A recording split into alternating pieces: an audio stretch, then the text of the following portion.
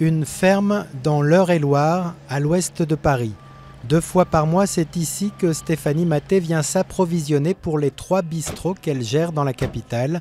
But de l'opération pour cette mère de famille, éviter le passage très matinal au marché de Rungis et acheter en circuit court. Ayant un passé familial agricole, étant ingénieur agricole, ayant même voulu peut-être devenir agriculteur avant de bifurquer, c'est important pour moi d'aller voir le producteur et d'être en direct avec lui. Ça a un sens humain. Stéphanie fait partie d'une caste encore rare, celle des bistrotières. Bonjour. Bonjour, comment ça va ? Ça va.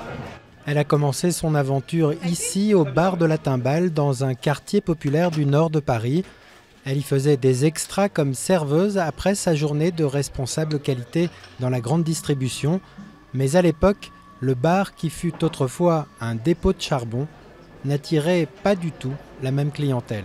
Il y avait une cliente femme au début quand on a pris. Et au fur et à mesure, les femmes, quand elles me voyaient au bar, elles me disaient « Ah, je rentre parce que je te vois ». Et elles rentraient, voilà. Au fil des années, Stéphanie a ouvert avec son compagnon 2 autres bistrots.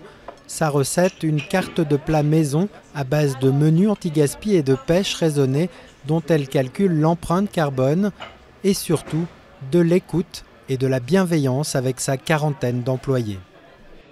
C'est féminin, c'est plus humain. Voilà, et puis nos problèmes personnels, elle les prend toujours en compte. C'est vrai que mes patrons, c'était compliqué par moments. Ouais. C'était compliqué. Alors que là, ça va. Disons qu'on se prend pas de main aux fesses.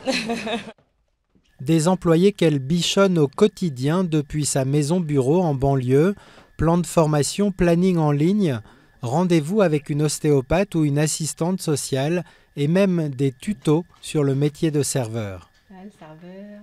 En ayant ça, les gens se disent qu'il y a un sens à leur travail, qu'il y a des choses à apprendre, qu'il y a une évolution possible, qu'il y a une logique. Car pour cet écolo, les serveurs font, tout comme la cuisine, partie de la culture populaire des bistrots et terrasses de Paris, un art de vivre que Stéphanie et bon nombre de bistrotiers espèrent voir inscrire l'an prochain au patrimoine culturel de l'UNESCO.